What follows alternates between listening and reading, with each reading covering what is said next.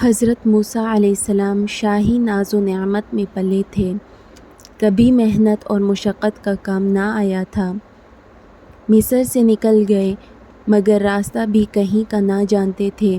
مگر اپنے رب پر بھروسہ تھا۔ جب شہر مدین کے قریب پہنچے تو شہر سے باہر ایک کنویں پر لوگوں کا اجتماع دیکھا جو اس پر اپنے جانوروں کو پانی پلا رہے تھے، اور دیکھا کہ دو عورتیں اپنی بکریوں کو سمیٹے ہوئے الگ کھڑی ہیں۔ حضرت موسیٰ علیہ السلام نے ان عورتوں سے پوچھا کہ تم الگ کیوں کھڑی ہو؟ انہوں نے جواب دیا کہ ہم میں سے یہ تو ہو نہیں سکتا کہ ہم ان سب لوگوں سے مزاحمت اور مقابلہ کریں، اس لیے ہم اس انتظار میں ہیں کہ جب یہ سب لوگ فارغ ہو جائیں تو جو کچھ بچا ہوا پانی مل جائے گا اس سے ہم اپنا کام نکال لیں گے۔ حضرت موسیٰ علیہ السلام نے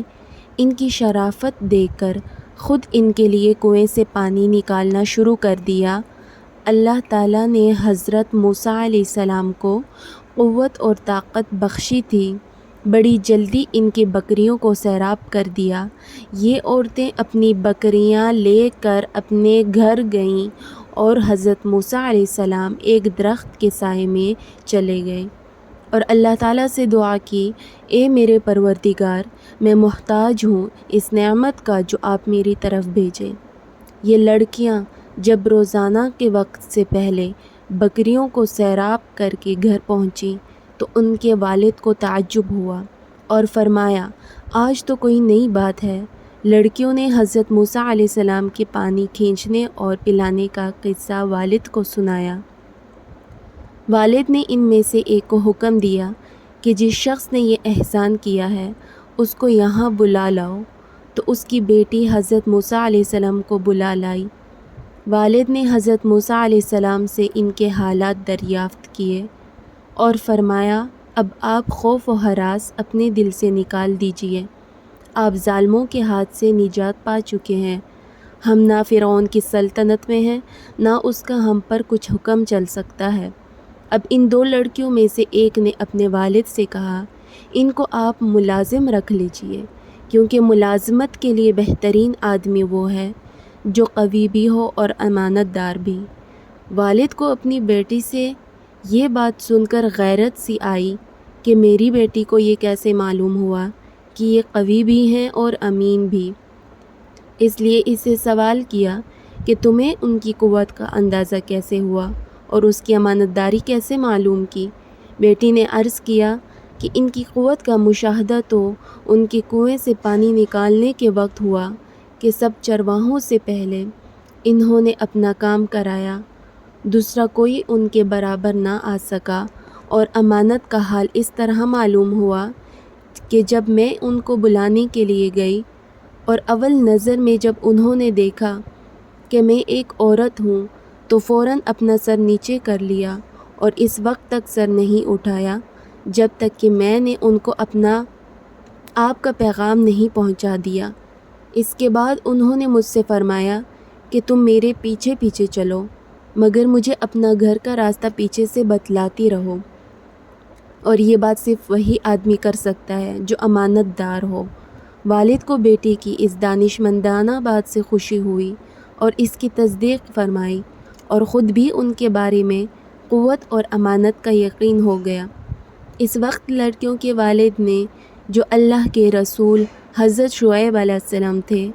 حضرت موسیٰ علیہ السلام سے کہا کہ آپ کو یہ منظور ہے کہ میں ان دونوں لڑکیوں میں سے ایک کا نکاح آپ سے کر دوں، جس کی شرط یہ ہوگی کہ آپ 8 سال تک ہمارے یہاں مزدوری کریں گے، اور اگر آپ 10 سال پورے کر دیں تو اپنے اختیار سے کر دیں، بہتر ہوگا، مگر ہم یہ پابندی آپ پر عائد نہیں کرتے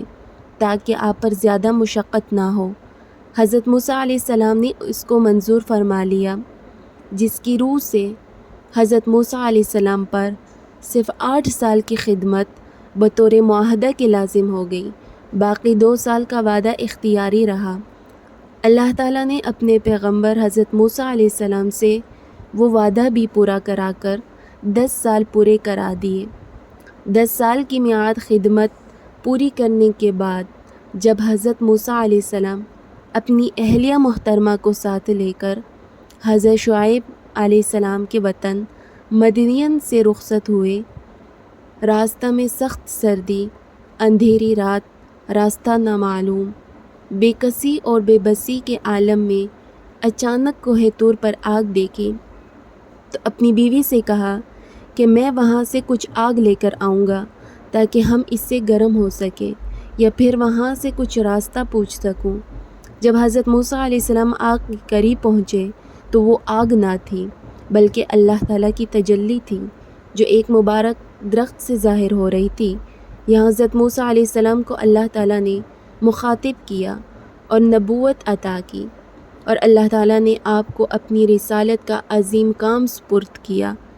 آپ کو فرعون کی طرف بھیجنے کا حکم دیا تاکہ بنی اسرائیل کو غلامی سے نجات دلائیں۔ یہ عظیم واقعہ کوہ طور پر پیش آیا جہاں حضرت موسیٰ علیہ السلام نے اللہ تعالیٰ سے براہ راست کلام کیا اور یہیں سے آپ کی نبوت کا آغاز ہوا۔